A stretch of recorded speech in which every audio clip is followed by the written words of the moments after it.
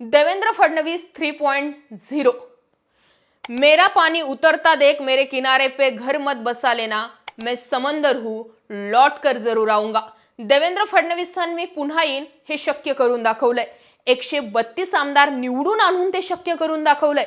लोकसभेमध्ये देवेंद्र फडणवीस संपवले आणि एका चाणक्याने पुन्हा एकदा देवेंद्र फडणवीसांना मात दिली असं नॅरेटिव्ह बिल्ड झालं होतं। पण हे सगळं करत असताना 4 महिने देवेंद्र फडणवीस शांत बसून राहिले। एकीकडून मराठा आरक्षण, दुसरीकडे ब्राह्मण मुख्यमंत्री, तिसरीकडे देवेंद्र फडणवीसांनी फक्त नासकं राजकारण केलं, अशा बऱ्याचशा गोष्टी त्यांच्याबाबत बोलल्या जात होत्या। या सगळ्या गोष्टींना झेलून देवेंद्र फडणवीस पुन्हा एकदा सगळ्यांच्या नाकावर टिच्चून मुख्यमंत्री झालेले आहेत।